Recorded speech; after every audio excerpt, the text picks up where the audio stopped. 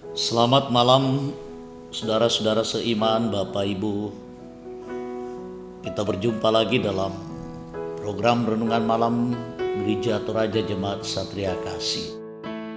Dalam hidup ini perlu banyak pilihan. Ada pilihan yang baik dan sebaliknya ada pilihan yang tidak baik. Tetapi ada saja kita sering terjebak memilih yang tidak baik. Tuhan menawarkan pilihan yang terbaik kepada kita semua. Dan Tuhan berharap kita menerimanya juga dengan sepenuh hati, sepenuh jiwa, dan dengan tulus merespon semua itu, bahwa itulah yang terbaik yang Tuhan tawarkan kepada kita. Bapak, Ibu, saudara-saudara, malam hari ini kita akan merenungkan firman Tuhan. Mari bersama-sama kita mempersiapkan seluruhnya, hati dan pikiran kita, hidup kita, untuk mendengarkan firman-Nya. Kita berdoa. Mari berdoa. Ialah kekasih Bapa di dalam surga, terpujilah Engkau Allah yang baik, Allah yang senantiasa memperlihatkan, memberikan yang terbaik bagi kami. Kebahagiaan, sukacita, dan bahkan pilihan untuk keselamatan hidup kami. Tuhan, terlalu banyak hal yang bisa membuat kami memilih di antara banyak pilihan yang ada. Sehingga dalam egoisme kami, keinginan kami memilih hal-hal yang duniawi. Tuhan, mampukan kami, tolong kami. Malam hari ini kami akan mendengarkan, merenungkan firman-Mu. Layakkan kami Tuhan. Terima kami. Bersabdalah di dalam nama Tuhan Yesus kami berdoa. Amin. Mari kita baca firman Tuhan dari kitab Yosua pasalnya yang ke-24, ayatnya yang ke-16 sampai dengan ayatnya yang ke-18. Yosua pasal 24 ayatnya yang ke-14, ayatnya yang ke-14 sampai dengan ayatnya yang ke-18. Demikian firman Tuhan. Oleh sebab itu, takutlah akan Tuhan dan beribadalah kepadanya dengan tulus, ikhlas, dan setia. Jauhkanlah Allah yang kepadanya nenek moyangmu telah beribadah di seberang sungai Efrat dan di Mesir.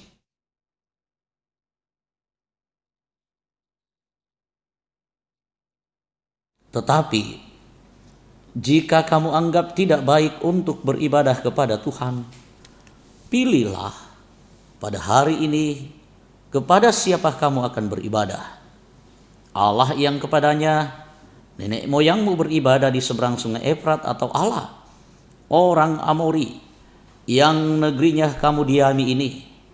Tetapi aku dan seisi rumahku, kami akan beribadah kepada Tuhan. Lalu bangsa itu menjawab, jauhlah daripada kami meninggalkan Tuhan untuk beribadah kepada Allah lain. Sebab Tuhan Allah kita, Dialah yang telah menuntun kita dan nenek moyang kita dari tanah Mesir, dari rumah perbudakan, dan yang telah melakukan tanda-tanda mujizat yang besar ini di depan mata kita sendiri, dan yang telah melindungi kita sepanjang jalan yang kita tempuh di antara semua bangsa yang kita lalui. Tuhan menghalau semua bangsa dan orang Amori penduduk negeri ini dari depan kita. Kami pun akan beribadah kepada Tuhan, sebab Dialah Allah kita. Amin. Firman Tuhan. Mari Bapak Ibu, kita merenungkan firman Tuhan dalam sorotan tema hanya Tuhan saja, tiada yang lain. Hanya Tuhan saja, tiada yang lain. Ada kata mutiara yang pernah disampaikan, diucapkan oleh seorang yang bernama Catherine Hull Sibard. Dalam bahasanya, ia mengucapkan life presence, money choices. The choice we make determine our future. Artinya kurang lebih seperti ini. Hidup menyajikan begitu banyak pilihan. Pilihan yang kita buat akan menentukan masa depan kita. Hidup menyajikan begitu banyak pilihan, tetapi pilihan yang kita buat dan kita tentukan itu sangat menentukan bagaimana masa depan kita. Bapak, Ibu, saudara-saudara, lewat ungkapan ini kita bisa tahu bahwa dalam hidup ini fakta memperlihatkan bahwa terkadang kita diperhadapkan dengan begitu banyak pilihan. Ada pilihan-pilihan yang baik, ada pilihan-pilihan yang tidak baik, ada pilihan yang mensukacitakan, ada pilihan yang bisa membuat kita berduka, ada pilihan yang bisa tetap membuat kita eksis, ada pilihan yang bisa membuat kita hanya bisa eksis dalam waktu yang sementara. Ada pilihan yang kelihatan baik tetapi sebenarnya membawa kita kepada kebinasaan dan kehancuran. Ada pilihan yang begitu sangat menyenangkan kita rasakan, tetapi pada akhirnya kita akan menikmati kesulitan dan duka cita lewat pilihan yang kita ambil. Nah, lewat ungkapan ini juga bagaimana hidup kita ke depan itu sangat berpengaruh dengan tindakan dan pilihan kita. Apa yang akan kita pilih sekarang ini itu begitu sangat menentukan bagaimana hidup kita besok, lusa, dan seterusnya. Ada banyak opsi dan kita bebas memilih opsi itu. Kita yang memilih, kita yang menanggung resikonya. Kita yang memilih dan kita yang menikmati hasilnya. Kalau kita salah pilih, ya kita akan bisa kecewa. Dan kalau kita salah pilih, kita juga bisa salah melangkah dan salah jalan. Di hadapan Tuhan juga terkadang kita diperhadapkan dengan hal-hal dan opsi-opsi yang begitu sangat banyak. Nah, ketika Israel sudah berada di tanah Kanaan, hidup menjalani kehidupan yang baru, yang sama sekali berbeda di tanah Mesir, tanah perbudakan, yang sama sekali berbeda yang sudah mereka alami selama 40 tahun dalam perjalanan ke tanah Kanaan. Di tanah Kanaan, mereka sudah menjalani hidup dengan keadaan yang baru, dengan tempat yang baru. Suku-suku juga sudah mendapatkan bagian-bagian sebagaimana yang sudah dibagi dengan begitu sangat adil. Mengelola kehidupannya, mereka bertani, mereka beternak, mereka beraktivitas setiap hari dengan kehidupan yang baru. Nah, dalam hal ini Yosua hadir pada saat dia sudah lanjut umurnya dan sudah menyatakan bagaimana ketika dia sudah suntuk umur, menyampaikan salam perpisahan kepada umat Tuhan, kepada umat Israel, kepada 12 suku. Dikumpulkanlah mereka semua bahwa sebentar lagi mereka akan berpisah dengan seorang Yosua yang sudah memimpin mereka ke tanah Kanaan. Nah, menariknya dalam bacaan kita, Yosua liwat ini dia menegaskan bagaimana ia memperbaharui perjanjian, ya. Perjanjian di Sikem tentang ketergantungan mereka kepada Allah, tentang kuasa Allah, tentang janji Allah, tentang bagaimana orang-orang Israel harus hidup sebagai anak-anak perjanjian, sebagai anak-anak Tuhan, sebagai bangsa pilihan Allah. Ia menegaskan tentang Allah yang sudah setia dengan janjinya. Demikian juga umat Tuhan harus setia hidup seperti umat Allah. Direview kembali bagaimana penyertaan Allah kepada mereka sebagai umat Tuhan yang dikasihi. Yahweh bertindak sebagai Tuhan dan penguasa yang tertinggi. Tidak ada Allah yang lain seperti Dia yang sudah bertindak berkarya dan memilih orang Israel untuk menjadi bangsa pengasihannya dan menyertai orang Israel dan menggenapi janji Tuhan kepada mereka. Umat Tuhan harus tunduk berdaulat secara menyeluruh kepada Tuhan. Nah, Yosua menawarkan pilihan. Karena begitu banyak, begitu kompleks keadaan mereka di sana. Ia menawarkan kepada umat Tuhan bahwa kepada siapa mereka akan beribadah. Apakah kepada Tuhan atau tidak sama sekali. Apakah kepada Yahweh, kepada Allah yang telah berkarya, yang telah menuntun membebaskan mereka keluar dari tanah Mesir sampai ke tanah Kanaan. Kepada Allah yang telah berjanji dan memilih umat Tuhan sejak Abraham. Allah yang telah menanamkan janjinya kepada Abraham. Allah yang telah berjanji akan memberkati bangsa pilihannya.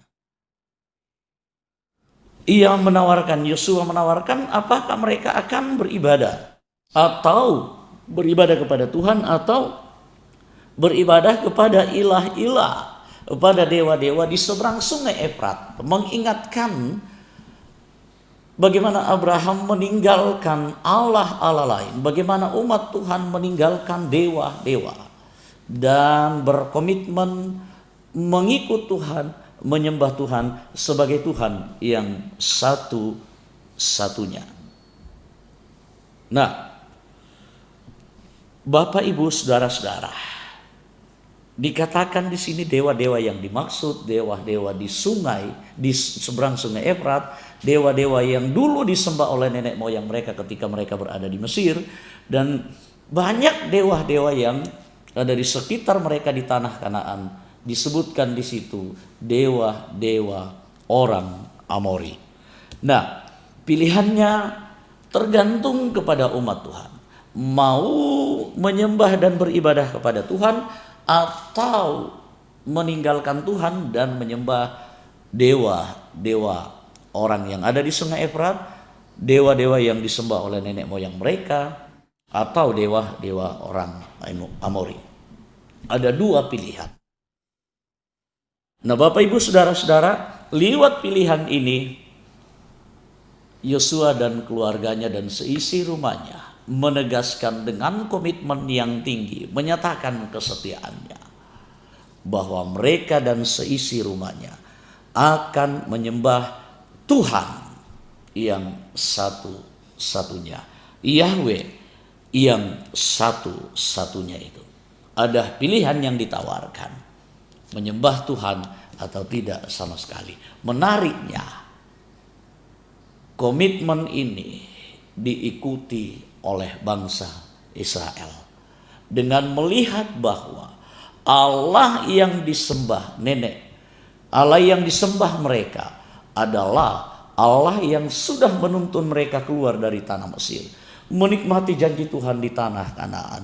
Allah yang berdaulat, Allah yang berkuasa, Allah yang luar biasa, Allah yang tiada tandingnya, Allah yang tiada bandingnya. Komitmen yang luar biasa. Bapak Ibu saudara-saudara, kalau kita baca secara keseluruhan teks ini, ada konsekuensi ketika kita memilih yang lain. Ada konsekuensi yang kita dapatkan. Memilih Tuhan sebagai Tuhan yang satu-satunya disembah berarti kita memilih hidup dan keselamatan. Tetapi sebaliknya, memilih meninggalkan Tuhan dan beribadah kepada ilah-ilah lain, Tuhan akan berbalik daripada mereka. Tuhan akan meninggalkan mereka. Tuhan akan membiarkan mereka. Tuhan tidak akan memberkati mereka. Tuhan tidak akan memperhatikan mereka. Malah lebih parah, Tuhan akan mendatangkan kebinasaan bagi mereka. Begitu sangat mengerikan. Meninggalkan Tuhan, beribadah kepada yang lain, berarti kita memilih kebinasaan. Tetapi memilih untuk beribadah kepada Tuhan sebagai satu-satunya yang berdaulat dalam hidup kita, berarti kita memilih kehidupan yang sesungguhnya. Memilih kebenaran Tuhan, kita akan mendapatkan kebahagiaan yang tiada tara. Memilih untuk tetap berkomitmen dan setia, meskipun tidak gampang menjalaninya dalam kebenaran iman kepada Tuhan kita. Meskipun terkadang kita harus menderita, meskipun terkadang apa yang terjadi tidak sesuai dengan yang kita harapkan, tetapi kebahagiaan, sukacita yang sesungguhnya akan didapatkan oleh orang yang tetap memilih jalan-jalan Tuhan, mengikuti cara-cara Tuhan. Bapak Ibu saudara-saudara, berbicara tentang memilih, biasa kita terjebak dalam ambisi dan keinginan kita, keegoisan kita. Kita biasa salah pilih. Terkadang untuk sukses orang memilih jalan-jalan yang pintas, menghalalkan segala macam cara. Tetapi kita tidak sadar bahwa itu keliru besar. Karena dalam ambisi dan keinginan kita tidak menghiraukan cara-cara surgawi, cara-cara anak Tuhan. Cara anak Tuhan beda dengan cara-cara duniawi. Ketika kita memilih jujur atau tidak, terkadang orang dengan kebohongannya menutup-nutupi dirinya. Terkadang orang dengan kebobrokannya memperlihatkan bagaimana ia keliru dalam menentukan cara dan sikap hidupnya. Apa yang terjadi? Kita akan semakin terpuruk, semakin jauh daripada jalan Tuhan. Untuk menjadi bupati, untuk menjadi wakil bupati, untuk menjadi wali kota dan wakil wali kota, terkadang ada yang terjebak dalam cara-cara duniawi karena ambisi untuk menjadi bupati dan wakil bupati, pejabat. Kita memilih cara-cara duniawi. Kita memilih money politik. Kita memilih cara-cara duniawi dengan menyebar hoax. Bentuk, minggu lalu saya katakan itu bentuk ketakutan. Sehingga dalam ketakutan kita memilih cara-cara yang lain. Bapak Ibu saudara-saudara, memilih cara-cara duniawi akan membuat kita binasa. Opsi sudah ditawarkan. Tinggal bagaimana kita memilih. Memilih dengan jalan dan cara-cara Tuhan, cara-cara surgawi. pasti akan mensukacitakan.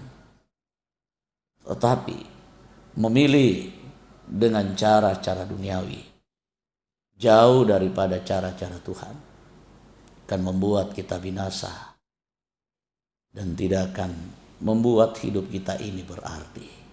Hidup kita akan sia-sia. Pilihlah yang terbaik. Hanya ada Tuhan saja, tiada yang lain. Dan cara-cara Tuhanlah yang terbaik buat kita. Life present many choices. The choices we make determine our future. Hidup menjanjikan banyak pilihan. Pilihan yang kita buat akan menentukan masa depan kita. Termasuk bagaimana masa depan kita sebagai orang percaya. Firman Tuhan seperti sikap Yosua dan keluarganya dan umat Tuhan memilih lebih beribadah kepada Tuhan. Mari memilih yang terbaik seperti yang Tuhan harapkan. Hidupmu akan diberkati. Roh Kudus memberkati kita. Amin. Tuhan dipuji dan dimuliakan. Mari kita mengaminkan firman Tuhan. Kita nyanyikan Kidung Jemaat 376 ayat 1, 2, dan 3. Ikut dikau saja Tuhan.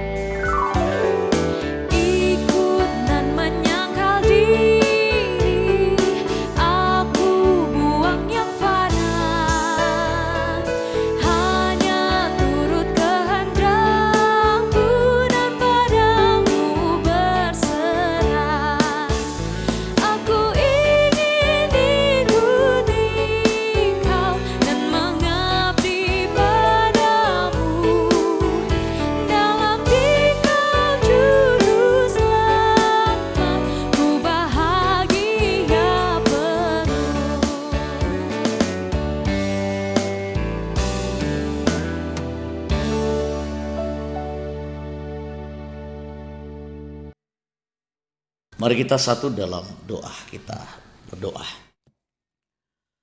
Terkadang kami bingung, ya Tuhan, mana yang harus kami pilih. Keinginan kami begitu besar, egoisme mempengaruhi kami. Dan akhirnya kami terperosok dalam cara-cara duniawi. Lewat firman-Mu kami tahu bahwa itu tak ada guna, itu tak ada artinya, dan kebinasaan ada di situ. Memilih cara terbaik seperti yang Tuhan inginkan, mengandalkan Kau saja, beribadah kepadamu, hidup menurut keinginan Tuhan, harapan Tuhan membuat kami akan semakin menikmati hidup yang sesungguhnya. Tolong kami Tuhan, dalam kelemahan dan keterbatasan kami, mampukan kami memilih seperti yang Tuhan inginkan, dan mengaminkan bahwa Tuhan sajalah penentu segala-galanya, tiada yang lain. Maka kepadamulah kami berharap menyerahkan seluruh hidup kami. Tunjukkan kepada kami, mampukan kami untuk memilih yang terbaik seperti yang Tuhan ingini. Sertai kami Tuhan, dalam hidup kami, dalam keberadaan kami, dalam pergumulan kami, dalam setiap langkah kehidupan kami. Berkati kami semua, yang dalam pergumulan kuatkan, hiburkan, sehingga tetap bertahan untuk terus mengandalkan Engkau. Yang sakit, karena sakit penyakit, kuatkan selalu supaya tetap bertahan juga mengandalkan Engkau, meminta kepadamu. Sama halnya dengan Ibu Lebang yang terus berjuang meminta kepada Tuhan mana yang terbaik buat dirinya. Kami juga berdoa buat anak-anak kami Tuhan, tentukan mana yang terbaik. Di antara sekian banyak anak-anak kami, ada yang gagal, tidak diterima di perguruan tinggi seperti yang mereka harapkan, menimbulkan kekecewaan, bahkan kami juga sebagai orang tua. Tetapi kami yakin percaya, Tuhan sudah menentukan yang terbaik bagi dirinya. Dan kegagalan ini tidak boleh membuat kami jauh daripadamu, tetapi kami semakin dekat kepadamu. Kami berdoa juga buat seluruh umatmu dimanapun mereka berada. Mampukan kami untuk terus hidup seperti yang Tuhan inginkan, mengikut di-Kau saja Tuhan, kemana jalan Engkau tunjukkan kepada kami. Secara khusus juga kami berdoa buat rencana pelaksanaan pesta demokrasi pemilihan wali kota, wakil wali kota, bupati, wakil bupati dimanapun mereka berada. Juga termasuk di kota Makassar ini. Biarlah para kontestan, semua calon dapat memilih yang terbaik seperti cara-cara Tuhan. Dan kami percaya Tuhan akan memberkati semuanya, menentukan dan memilih yang terbaik. Kiranya mereka dapat berkompetisi dengan adil, demokratis, saling menghargai satu dengan yang lain. Dan kami dapat memilih mana yang terbaik, yang dapat memimpin kami sekalian. Kami juga berdoa buat pemilihan penatua dan diaken Jemaat Satria Kasih yang akan dilaksanakan tanggal 22 November. Tuhan sudah mempersiapkan para calon penatua dan diaken. Persiapkan juga seterusnya mereka dengan baik. Dan biarlah Tuhan memilih mereka yang terbaik dan memperlengkapi kami sekalian. Pelayanan kami sore hari ini kiranya menjadi kemuliaan bagi nama Tuhan. Malam hari ini kami juga menyerahkan seluruh hidup kami. Tuhan lindungi kami, berkati kami, sambut sempurnakan doa kami di dalam nama Tuhan Yesus kami berdoa. Amin. Demikian renungan malam firman Tuhan kita sudah dengarkan. Semoga menjadi kekuatan bagi kita, menjadi inspirasi bagi kita untuk menentukan pilihan yang terbaik dalam hidup kita sebagai anak-anak Tuhan. Pilihan kita sekarang menentukan hidup kita besok dan seterusnya. Dan pilihan di dalam Tuhan itulah yang terbaik. Mari kita memilih yang terbaik bersama dengan Tuhan. Terima kasih dan selamat malam. Sampai jumpa. Shalom bagi kita.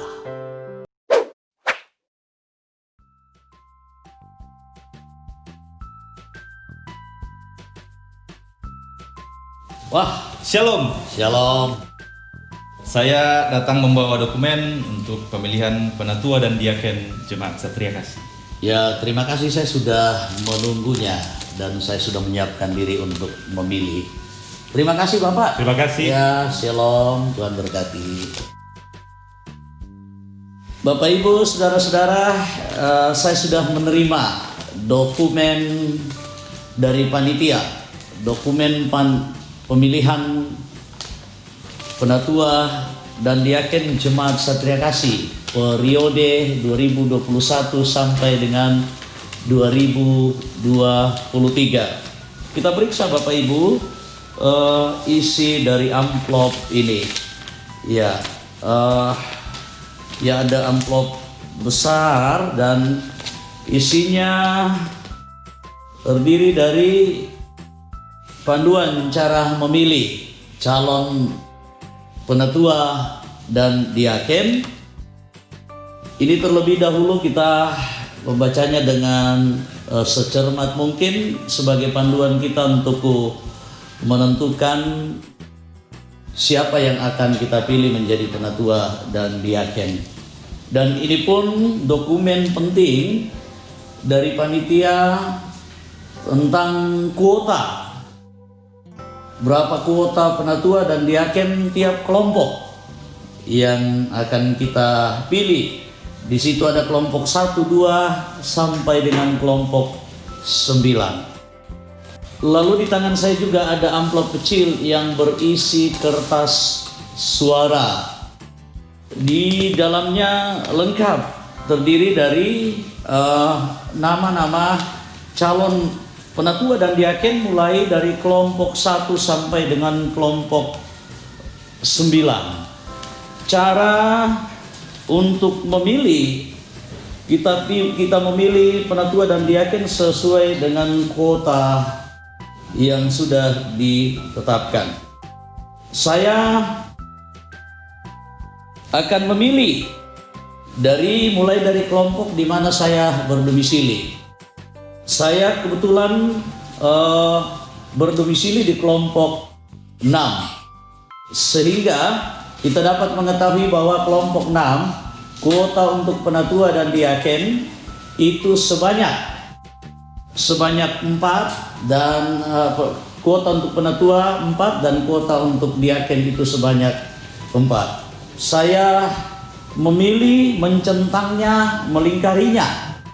Ya, kita boleh mencentang, kita boleh menyilang nomor